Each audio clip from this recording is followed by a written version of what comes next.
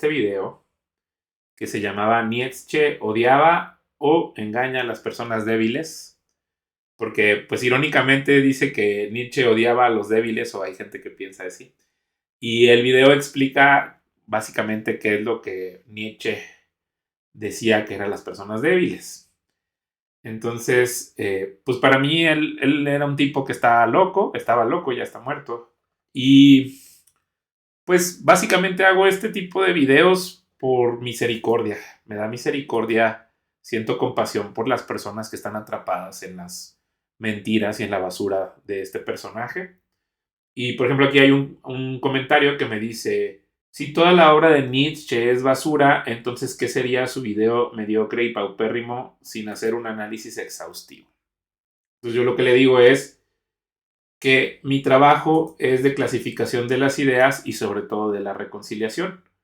Si ciertas ideas llevan a la perdición, como es el caso de Nietzsche, pues lo importante es advertir a las personas que no se acerquen a esa trampa. Usted puede interpretar mi video como un señalamiento que por ese rumbo hay basura y que se ponga guantes de plástico al tratar de acercarse. Entonces, es básicamente lo que yo estoy tratando de hacer con este video. Todavía estoy definiendo si las ideas de Nietzsche son un fraude, o sea, son una trampa o es basura. El problema el problema con definirlo como basura es que se asume que antes era algo valioso, que ahora la basura fue desechada porque se utilizó. Entonces, esa es la razón por la que no le llamaría basura. Y este señor, por el contrario, pues sí, se alejó del cristianismo, que es la verdad, la critica y luego desarrolla toda esta, pues ni siquiera se llama filosofía, porque filosofía habla de sabiduría. Pues estos engaños o estas conjeturas que forman una ideología que pues le terminaron de desconectar el cerebro a este señor, ¿verdad? En los últimos 11 años de su vida ni siquiera pudo terminar su obra porque su cerebro ya no servía, ya estaba desconectado. Y algunos piensan que pueden tratar de agarrar algunas de las piezas de lo que hizo. Por eso luego sus trabajos, por ejemplo, si alguien adopta esto como filosofía y quiere trabajar sobre ello, ni siquiera podría llamarlo desperdicio, pues, a ver, es como puras falsedades y lo que sea que construyas encima de eso, pues es más falsedad, ¿no? O sea, puedes construir un castillo de falsedades que luego parezca que es relevante, pero al final va a implosionar. Entonces, por eso es lo que yo creo que no, ni siquiera lo consideraría basura, pues. Me parece que solamente es vacío. Y por eso muchos de los que adoptan este tema de la filosofía luego se convierten en sacerdotes de esto y lo enseñan como si fuera sabiduría, ¿no? Pero pues en realidad entonces ellos se vuelven estafadores. Cobran en universidades para hablar de esto, imagínense. O sea, han convencido a gente de que les paguen dinero para estar predicando estas mentiras. Y es parte de lo que quiero hacer con este tipo de trabajos, ¿no? Entonces yo aquí le digo, bueno, pues si usted considera que hay algún contenido que valga la pena revisar de Nietzsche, pues yo lo haría con gusto. Y me dice, no, pues ya me empieza a decir que porque yo soy un cínico. Y ya, ustedes pueden meterse al video y leerlos, ¿no? Quizás suena cínico lo que digo, le dije, pero hay que tomar en cuenta el estado mental de Nietzsche cuando escribió sus obras.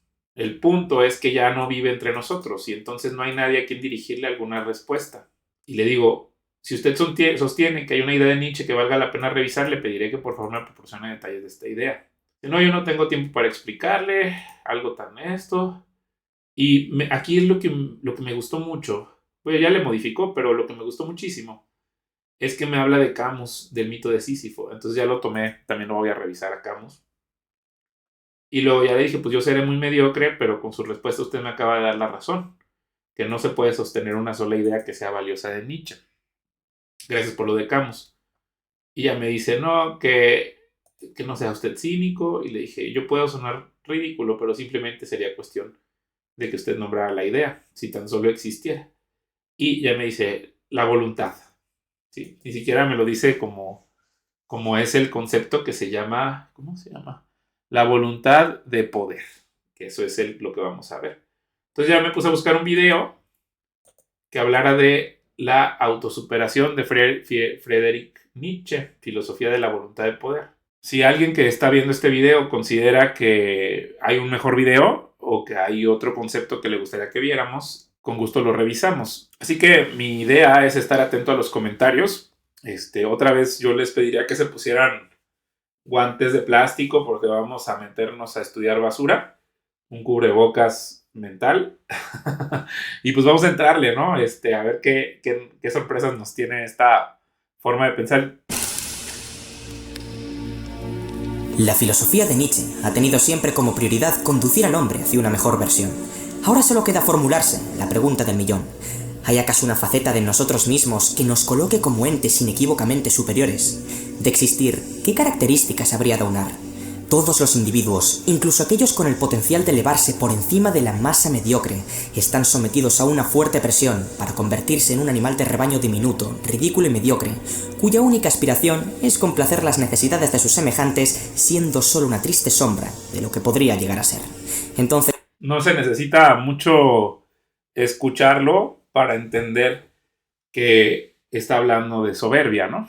Desde el punto de vista real, donde el cristianismo nos explica, nos dice que somos un espíritu que vive dentro de un alma, que vive dentro de un cuerpo, ¿sí? Entonces, en el espíritu nosotros está nuestra voluntad para tomar decisiones. Y como las tomamos, recurrimos a la información que podemos absorber en el alma, ¿no? Donde razonamos, donde están los sentimientos, donde están nuestras necesidades. O sea, parece que el alma trabaja entre el espíritu y el cuerpo, ¿no? Y luego está el cuerpo que tiene pues también las necesidades de sed, etcétera, las transmite al alma y luego nosotros ahí decidimos, me puedo aguantar el hambre porque estoy con mi novia. No sé si me voy a entender, pues, o sea, con el alma transmite lo que razonamos y lo que sentimos hacia el espíritu, que es el que toma la decisión final. Pues la soberbia es un espíritu inflamado, es el orgullo, es la soberbia, es este asunto de querer ser más que los demás, que puede venir de estarse comparando con los demás, envidia, principalmente espiritual ese tema, ¿sí? Porque va más allá de la necesidad que tengo de agua. Quiero tener un carro mejor que el mío. Le quiero quitar la esposa a mi prójimo. Todo eso es en la soberbia, estarte comparando con otros. Entonces, este sujeto lo que dice es, me voy a burlar del cristianismo, voy a decir que murió Dios y que podemos crear una forma de vida fuera del cristianismo, ¿sí? Como en apostasía, y entonces necesito una moral para cubrir ese hueco cuando viví una vida de apostasía. O sea, por eso le llama anticristo, me imagino. O sea, Dios ha muerto para él, ¿no? O sea, como decir, yo lo mato porque soy apóstata, y entonces es como una mujer que se divorcia y entonces considera que su esposo ya está muerto, aunque esté vivo. Y luego lo mismo hacen todos sus fanáticos, ¿no? Entonces es parte de este ejercicio, pues, como ayudarles a abrir los ojos de que esto es un engaño, una mentira, y que vamos a encontrar una construcción de ideas falsas para justificar por qué ser soberbio. el autor categoriza a los individuos en dos tipologías radicalmente opuestas en más allá del bien y del mal, los superiores y los del rebaño. Mientras que el hombre superior... O sea, el superior sería el soberbio, ¿verdad? Y el rebaño son pues todos los demás. Es como, me pongo en un pedestal y miro todos hacia abajo. Ya no son mis semejantes, ya no están hechos a la imagen y semejanza de Dios, sino que es un hombre que es totalmente anticristiano, ¿no? De entrada es muy fácil clasificar esto, no es ninguna innovación. Y de hecho me sorprende cómo hay gente que piensa que como se murió porque enloqueció, los últimos 11 años de su vida ya su mente ya no, ahora sí de plano, pero ya es en serio que no funcionaba, quedó inconcluso su trabajo y nosotros tenemos que completarlo, ¿verdad? Pues por eso son tan irrelevantes, pues posee una capacidad magistral para controlar sus impulsos, ejercer su autonomía, desarrollar su propio criterio, actuar con propósito y llevar a cabo un proyecto enriquecedor con el que deje su huella en el mundo. El hombre del rebaño se contenta con vivir muy por debajo de sus posibilidades. Dentro de este grupo, distinguimos a su vez dos tipos de sujetos. El último hombre, esto es, un ser mediocre, conformista y débil, y el esclavo, esto es, un ser que, además de poseer los rasgos del último hombre, es envidioso, negligente, decadente, vicioso y malvado.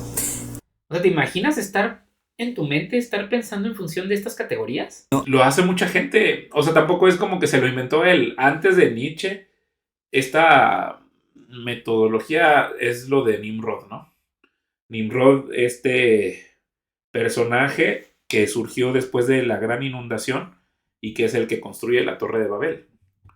Entonces, por eso les digo que es una torre de mentiras, de confusión. Y pues una de mis ideas de hacer este video es que si a ti te interesa la filosofía, pues y te acerques a Cristo, donde vas a encontrar la verdadera sabiduría, que es apartarse del mal y tener reverencia por Dios.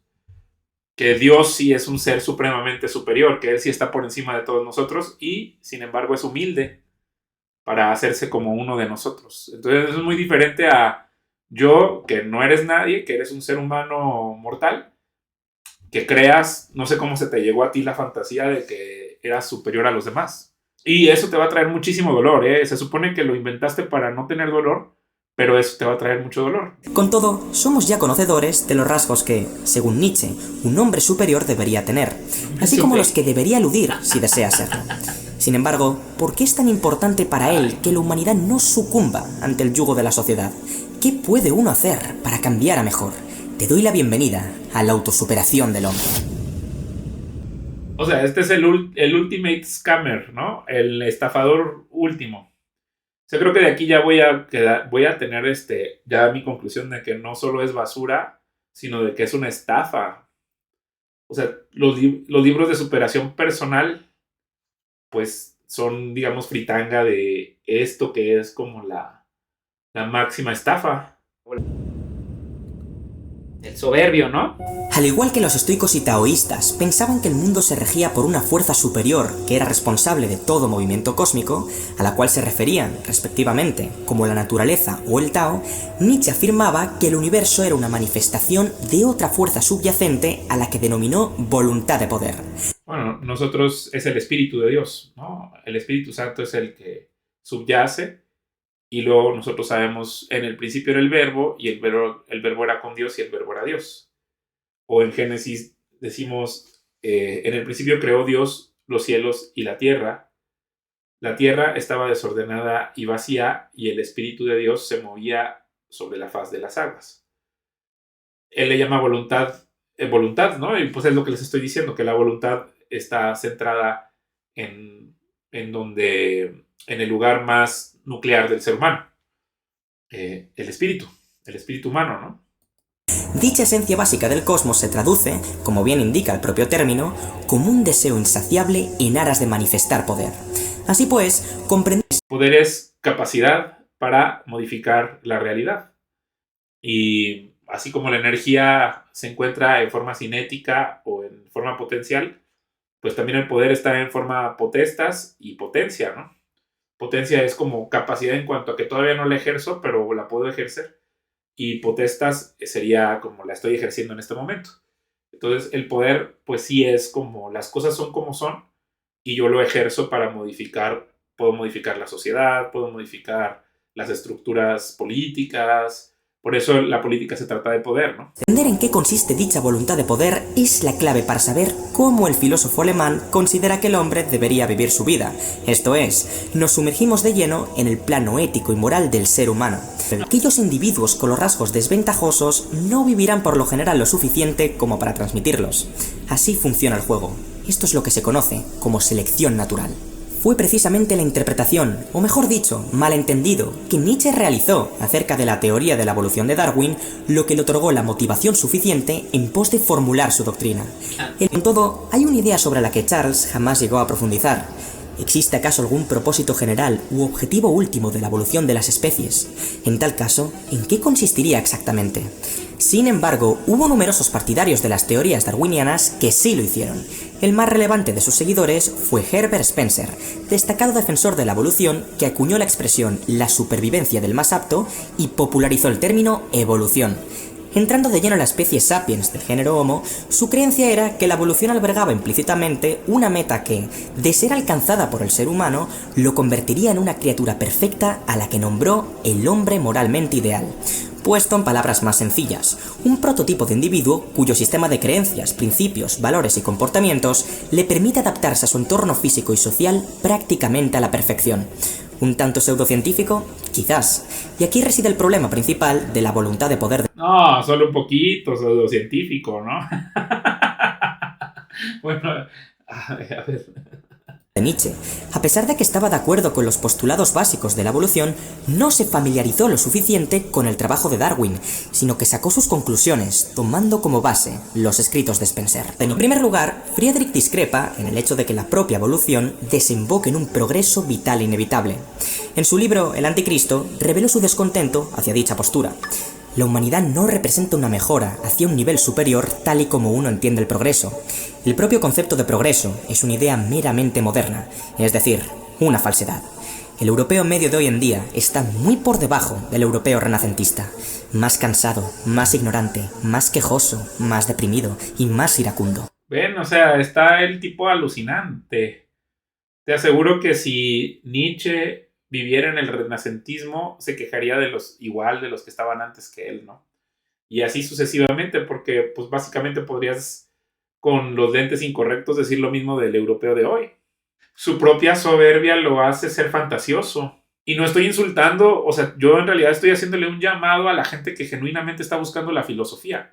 Ya el que está entrampado no me va a entender, ni siquiera es para discutir con un sacerdote de Nietzsche, ¿no? Yo ni siquiera, no me interesa ni siquiera discutir con un sacerdote de Nietzsche en que se haya creído todo esto, que sería una pérdida de tiempo. Es grave que haya gente que se crea estas tonterías de este hombre. O sea, en definitiva, el fenómeno evolutivo en el hombre no implica necesariamente elevación, fortalecimiento ni mejora de ningún tipo, sino más bien una decadencia en picado.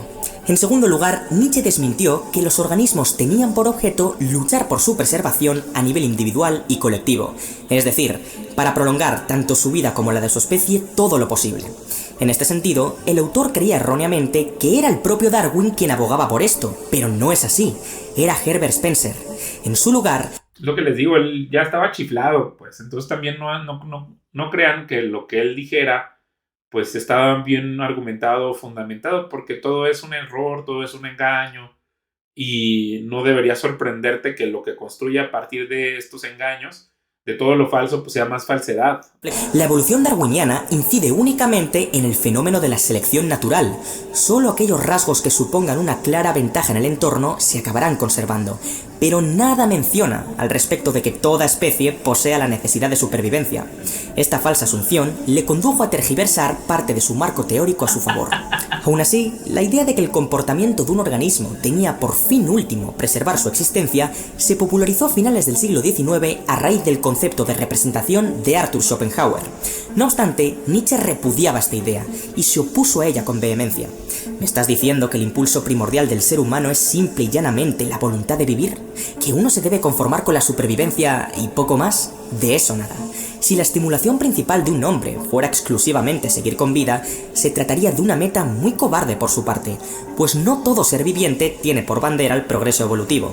Ahora hay que matizar, ¿verdad? Porque la palabra cobardía es ausencia de valor, y una persona soberbia es el máximo cobarde. O sea, lo que se me hace bien irónico del trabajo de Nietzsche es que él critica a los débiles, pero me parece que son los máximos débiles. Al final, precisamente porque no hay fortaleza en el engaño. O sea, por eso pienso que si tú, por ejemplo, eres un estudiante de filosofía y quieres seguir trabajando sobre lo que ha hecho Nietzsche, pues en realidad solo estás trabajando sobre la estupidez. O sea, aléjate de ahí porque simplemente tu trabajo va a ser irrelevante.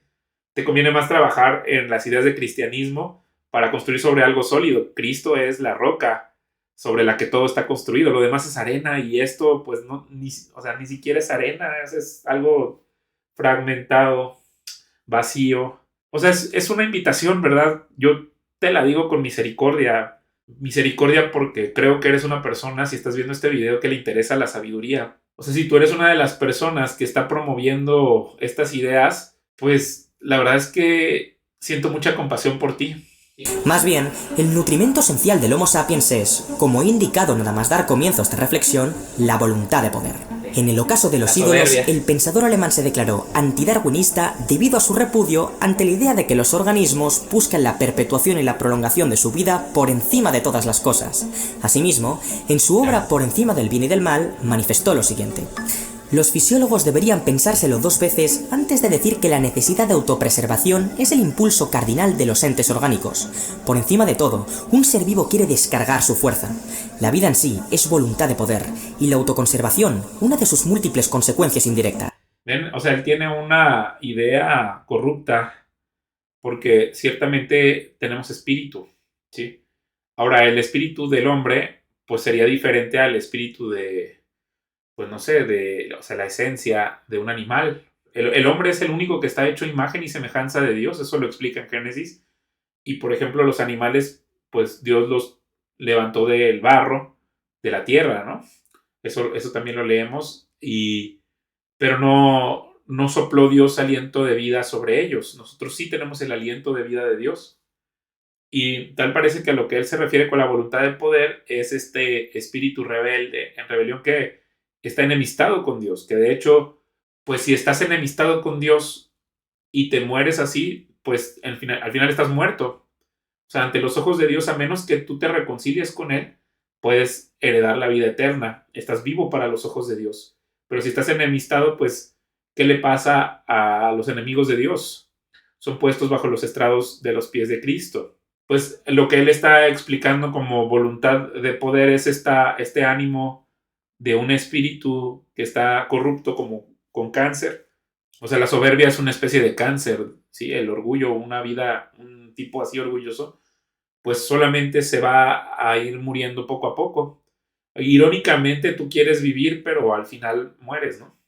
Por eso Cristo dice, el que quiera ser mi discípulo debe negarse a sí mismo, tomar su cruz y seguirme. Eso es totalmente opuesto a esta basura que está proponiendo Nietzsche. O sea, Nietzsche te está diciendo que lo acompañes al camino de la perdición, donde tú vas a perder igual que él. O sea, estudia su biografía para que veas cómo terminó a él, como si sus consejos realmente tuvieran fruto, y compárala con Cristo. ¿Sí? Compara la vida de Nietzsche con la vida de Cristo y verás que Cristo se levantó de entre los muertos al tercer día después de haber sido crucificado, sepultado, y entonces se levantó y luego estuvo presentándose ante sus discípulos 7 semanas para luego ser exaltado. Y ahora está en el santuario celestial a la diestra del Padre, donde Él administra la casa de Dios. Y nosotros tenemos acceso directo a Dios a través de Él, justo por la vía espiritual, por el Espíritu, nuestro espíritu renovado que nació de nuevo en el Espíritu. O sea, los cristianos, cuando reconocemos nuestro pecado, que es lo que él aquí Nietzsche te está diciendo, aférrate a tu pecado, aférrate a tu soberbia y trata de sobrevivir lo más que puedas con el poder que más puedas lograr antes de que te mueras. Porque después de la muerte, pues va a ser la destrucción de tu vida. O sea, Nietzsche ni siquiera se puede sobreponer a la muerte. Y ahí es donde yo digo que todo esto que te está sugiriendo, pues es un consejo estúpido, es como necedad. O sea, por eso al final él tiene esta duda de si es algo metafísico o si proviene de lo material y nunca lo termina, porque esas son mentiras, son falsedades. Nadie congruente podría construir sobre esta basura. Bueno, ya dijimos que no es basura porque significa que antes era útil. Esto ni siquiera tiene nada de utilidad. Pues una de las utilidades puede ser que, como decía un emperador, no me acuerdo cuál era su nombre, pero que estuvo 1 hora o 15 minutos o un día de emperador y dijo, al menos fui emperador. O sea, fue emperador y luego le dieron un golpe de estado en cuestión de horas y dijo, al menos fui emperador. Ah, pues sí, qué bueno que fuiste emperador, pero ¿qué más? Después de eso, ¿qué? O sea, el recuerdo, ¿tú crees que te van a recordar en 1 o 2 generaciones la gente se olvida de ti? Y todo eso que te pensaste que tú eras grandioso, vas a terminar en un chiste como este hombre. Este hombre es un chiste. De verdad me sorprende que haya gente que buscando la sabiduría se deje engañar por este tipo. Es un desperdicio de vida que te dejes guiar por estas cosas. Y no estoy regañando, pues estoy reflexionando. O sea, me parece injusto que la vida de un hombre se desperdicie escuchando esta basura. Pero ten cuidado, lo que nosotros entendemos por poder no es a lo que el filósofo se refiere. A continuación, veremos lo que dichas declaraciones significan exactamente. Poder, acuérdense que es la capacidad de modificar la realidad. El poder nietzscheano no debe ser comprendido como el dominio, control o sometimiento de una persona sobre otra. Esto es, el juego no va de sujeción y subordinación, ni de la facultad de dar órdenes a terceros. Tampoco se refiere a la potestad en su sentido amplio, es decir, a la capacidad o habilidad para desempeñar una tarea. Para el pensador alemán, el poder va mucho más allá de ser un opulento empresario, un célebre general de guerra o un adulado emperador. Atento, voluntad de poder es sinónimo de voluntad de crecimiento. Esta idea es expresada por primera vez en O sea, es una forma de hablar de la soberbia, ¿no? voluntad de poder. Los seres vivos hacen todo lo que pueden no con el fin de preservar su existencia, sino de cambiar a mejor. O lo que es lo mismo, crecer.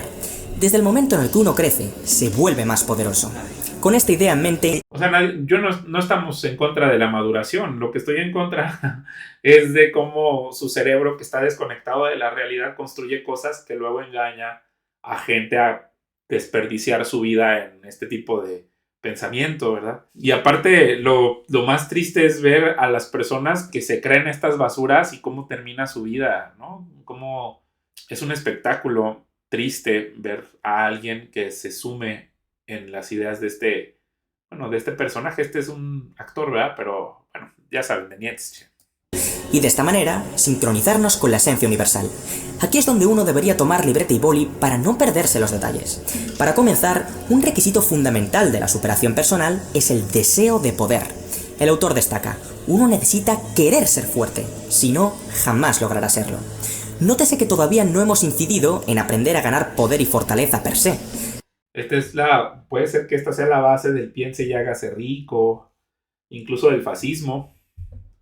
Puede ser que esta sea la base de este tema de la arrogancia y de creer que eres más que los demás. Definitivamente es la base de la estupidez, de la necedad, ¿no?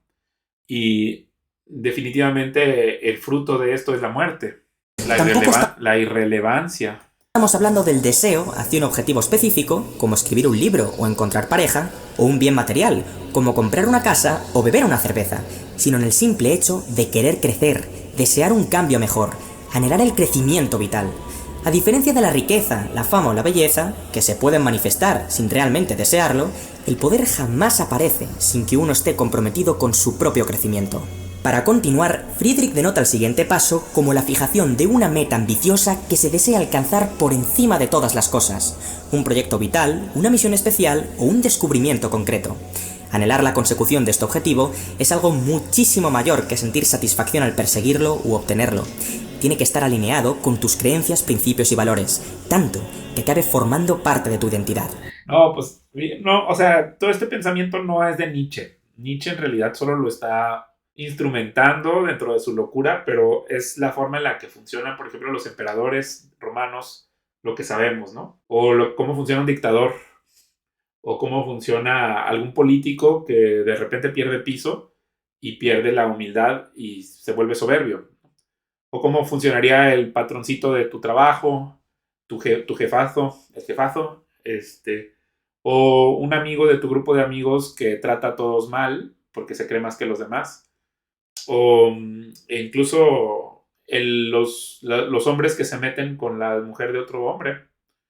O sea, es soberbia nada más, ¿no? Es como, yo soy más que tú. Desde los niños se puede ver, o sea, no es algo que se está inventando tampoco, pero si se fijan, estamos describiendo una naturaleza pecaminosa, es el pecado, ¿no? En realidad. Y este hombre lo lleva como hacia una ideología, ¿no? Que eso es lo que y luego que mucha gente adopta como, o sea, de ahí se forma un estilo de vida y un comportamiento. Y él, en cierta forma, él hace cuenta que cuando escribe esto, lo podríamos decir que es más allá de la izquierda y la derecha, más que más allá del bien y el mal, porque definitivamente es malo esto. Definitivamente es lo más corrupto que existe, volverte extremadamente soberbio. La soberbia la encontramos en la izquierda política y en la derecha política también. Como el filósofo declara. Es más, hasta pastores cristianos podrían tener este problema de la soberbia, estarte predicando el evangelio y que te portes bien y sentirse más que los demás. Eso también es una posibilidad. O sea, tampoco discrimina doctrinas. En voluntad de poder. Uno sabe que se halla en la búsqueda adecuada cuando su meta es 100 veces más importante que sus sentimientos temporales. La pasión es aquella que nos empuja a proseguir en los momentos de inmensa dificultad sin dudarlo 2 veces siquiera, que nos incita a arriesgarnos siempre que sea necesario aun sabiendo que corremos peligro, y que nos hace tomar responsabilidad sobre nuestras acciones. Ay, ¿saben a qué me acordé? Hay una película que se llama Mad Max. No sé si la han visto, pero a los esclavos que daban su vida y que creaban toda una religión alrededor de los motores y le decían mediocre, ¿no? O no sé si se acuerdan en Volver al Futuro que le dicen a McFly, eres gallina McFly. Pues todo esto es ese, le llama a este señor voluntad de poder, pero es esa burla, ¿no? De que, ¿a poco tú eres mediocre? Yo sí soy el mejor de aquí. Y entonces eres capaz de hacer estupideces con tal de darle rienda suelta a tu soberbia. De eso ahorita me estaba acordando que le decía, yo no soy ningún mediocre, yo voy a ir a arriesgar mi vida y eso es lo que pasa. O sea, por eso te puede llevar a la muerte y a la destrucción esto, pues. O sea, tú pensando que es algo que te va a hacer vivir, pero lo único que te puede dar vida eterna es Cristo Jesús. Y por eso son tan contrapuestos. Pero no, o sea, no es que Nietzsche alguna vez le vaya a ganar a Cristo en esto. Porque poco a poco los enemigos de Cristo van cayendo conforme el paso de los años. Es una cuestión de décadas nada más para que cada persona termine ante los pies de Cristo. Hasta ahora, las 2 condiciones que hemos planteado son el deseo de poder y la fijación de un objetivo prioritario que se persiga con garra e ímpetu. Pero ambos requisitos no son de por sí suficientes para experimentar el crecimiento en primera persona, aunque sí necesarios. A lo largo del camino, hay un componente que es prácticamente imposible de evadir y consta como la carta magna del poder: la resistencia. Pone el caso de que esa meta tan supuestamente insaciable, estremecedora e intrigante que has decidido fijarte no presenta obstáculo ni dificultad alguna. ¿No sería acaso un motivo de peso para sospechar que quizás no es tan imponente como parecía en un principio? Bien sea al estudiar unas oposiciones, montar un negocio o esculpir tu cuerpo, los obstáculos van a estar presentes en todo momento, a cada cual más molesto, duradero, desesperante e impredecible. Aquí viene algo muy curioso. Aunque el pensador odiaba a muerte al estoicismo, llegó a un punto común con el emperador Marco Aurelio. Nietzsche nos dice que las resistencias no son una razón para deprimirse, angustiarse o quejarse, sino más bien todo lo contrario, un motivo de celebración. Lejos de ser tomados como tortuosos contratiempos, el hombre superior sabe perfectamente que constituyen el motor del crecimiento del carácter. Ya lo venía advirtiendo el estoico. El obstáculo no es una piedra en el camino, sino el camino en sí mismo. O sea, me estoy dando cuenta que muchas de las filosofías son para manejar el tema del sufrimiento y el dolor, ¿no? Claro que el cristianismo tiene un punto de vista acerca de cómo, o sea, del dolor, pero nosotros lo vemos como que proviene del pecado, ¿no? O sea, que algo anda mal, me duele porque hay algo que anda mal, por eso es una alarma. Y el dolor no nada más es físico, puede ser por un tema del alma, ¿no? Cuando, por ejemplo, alguien te rompe el corazón, pues algo anda mal, ¿no? O una depresión, pues algo anda realmente mal. Que ese podría ser un tema espiritual también, ¿no? Pero una de las formas en las que el cristianismo lo aborda es con el hecho histórico de que Dios se hizo hombre.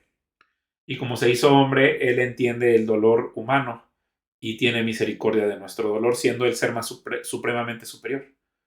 O sea, Él se despoja de todos sus atributos divinos, hacerse hombre, y luego es llevado a la cruz y sufre la peor de las traiciones. Y entonces Él puede consolarnos en nuestro dolor y luego llevarnos a su vida verdadera, de una vida biológica a una vida zoe. Y en esta vida zoe, vida eterna, Él no solo nos consuela del dolor que tuvimos en esta otra vida, sino que nos promete vivir en una ciudad celestial donde no habrá más llanto, ni tristeza, ni dolor. Y esta es como una forma de manejar el dolor, como decir, me pegué y no me dolió, y hacer como que no te duele, pues te vuelve como inestable emocionalmente, disfuncional. Es otra de las razones por la que esto es, pues, fantasía, locura, una porquería. ¿Y por qué?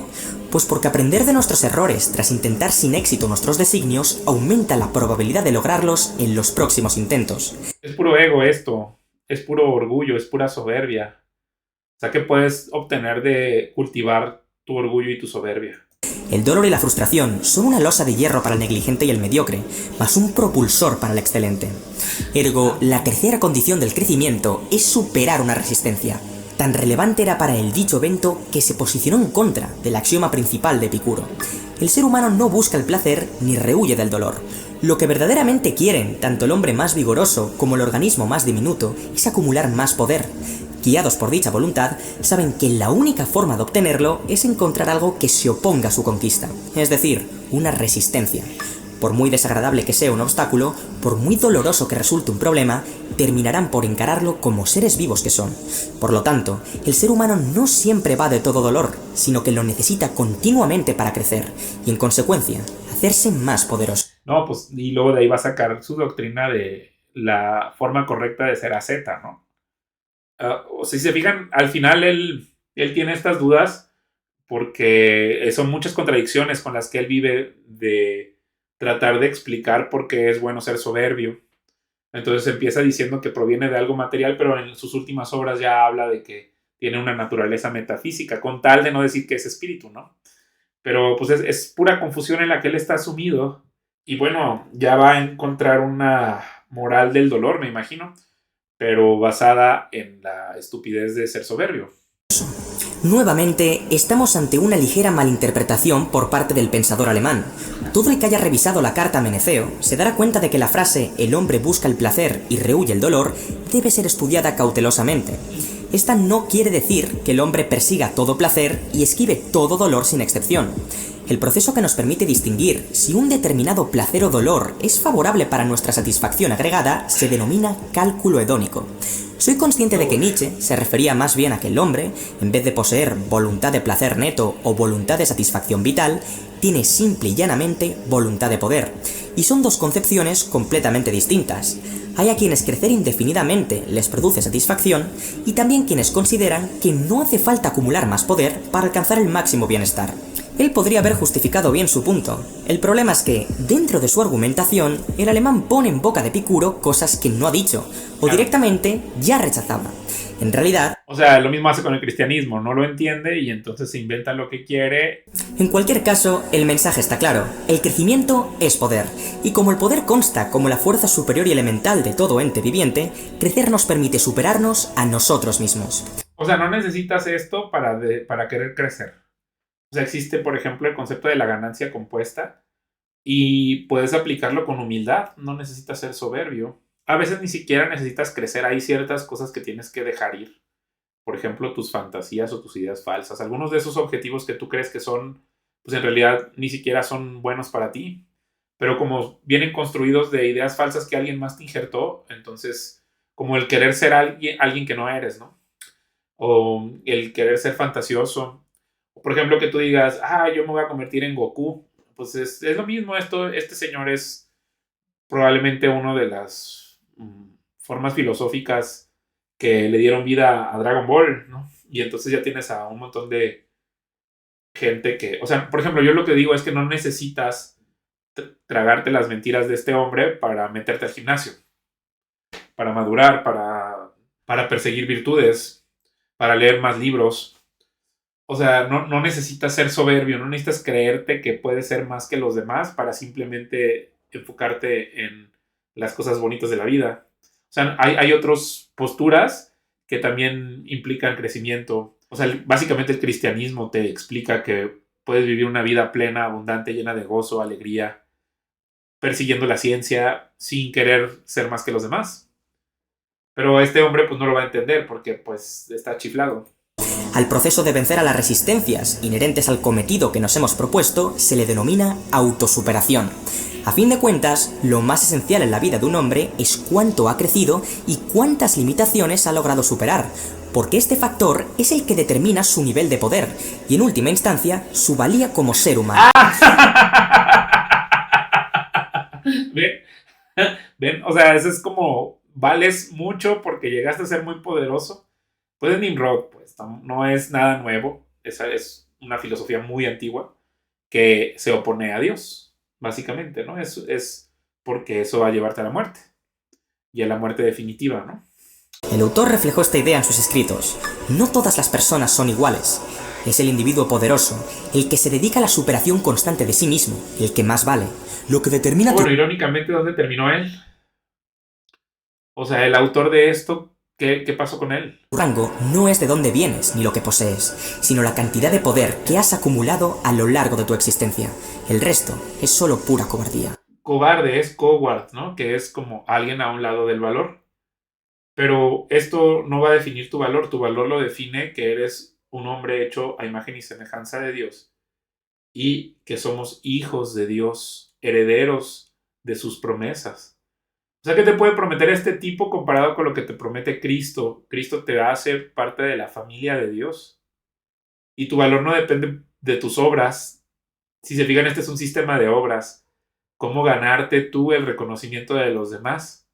Cuando por gracia nosotros recibimos a Cristo y heredamos no solo la vida eterna, sino la restauración de nuestra vida. Es menester señalar que Nietzsche no defendía que el individuo idealmente poderoso fuera el más corpulento, bondadoso o influyente. Para él, es la fuerza psicológica y espiritual lo que representa el poder supremo. Es mucho... Ahora ya hablamos de lo espiritual, ¿verdad? Pues es que sí, básicamente eso de que le llama voluntad de poder es proveniente del espíritu. Pero él lo llama, o sea, él se refiere a la soberbia. más importante que uno tenga poder sobre sí mismo que sobre los demás. Y para lograr el poder sobre uno mismo, Nietzsche decretó que es imprescindible establecer un objetivo elevado y pugnar incesantemente hasta que se acabe logrando. Al hacerlo, el Homo sapiens vivirá con la autosuperación por delante, cumpliendo así su propósito esencial, la voluntad de poder. A pesar de haberse equivocado al interpretar a algunos autores, la conclusión del filósofo es sumamente trascendental en el plano ético contemporáneo e íntegramente aplicable en el campo de la psicología. Si el campo ético contemporáneo pues está dirigido a la perdición, pues sí es relevante porque puede ser una de las piezas clave que si la muestras y se ve su falsedad podría desintegrarse el resto de las cosas que se creen. Sí, eso es lo interesante de estar examinando esta basura. O sea, creo que eso es lo que sí vale la pena de hacer, ¿no? Como simplemente desenmascararlo y mostrarlo como es. Basura. Cuando una persona crece, se supera a sí misma. Mi particular visión de la voluntad de poder es que, tomando como hipótesis que los obstáculos que el individuo haya superado no pertenezcan a un objetivo poco noble, ético o justo que coarte las libertades de terceros, se trata de una enseñanza primordial en el crecimiento personal. Con razón decía Nietzsche que superar las resistencias implica automáticamente un auge de nuestra fortaleza interna, mayor autoestima, autocontrol, motivación, metacognición y esperanza. Imagínate solo por un instante la trascendencia que tendría para ti lograr algo que en el pasado considerabas imposible de materializar, tedioso de estructurar y lento de ejecutar. Ay, bueno, eso lo puedes lograr aplicando la ganancia compuesta en cualquier sistema que tú quieras lograr.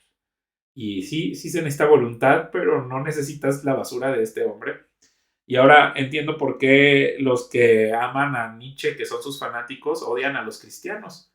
Porque nosotros predicamos que el Dios Todopoderoso se hizo un humilde niño, nació como un niño y luego vivió entre nosotros con una vida humilde y luego nos regala la vida eterna, Él se entrega y con su sacrificio y el derramamiento de su sangre cubre todos nuestros pecados. Ese es un acto escandaloso que Dios, el ser más poderoso, se haga humano o que un humano perdone pecados. Eso pues obviamente que te diga te perdono, pues obviamente va a haber gente arrogante y soberbia que diga, pues yo nunca te pedí que me perdonaras, yo quiero seguir mi vida hacia el infierno. Pero habrá por ahí alguno que sí reaccione a este llamado de que Cristo está tocando la puerta para salvarte. Entonces te agradezco mucho por escucharme. Pues qué bueno que, o sea, no lo había visto, no me había nunca escuchado este video. Me parece que resume muy bien este tema y a mí me ayuda como herramienta para demostrar que es una mentira. Pero si encuentras algún otro contenido de este señor que crees que valga la pena revisar, pues ponmelo en los comentarios y con mucho gusto lo revisamos. Que tengan muy buen día y hasta la próxima.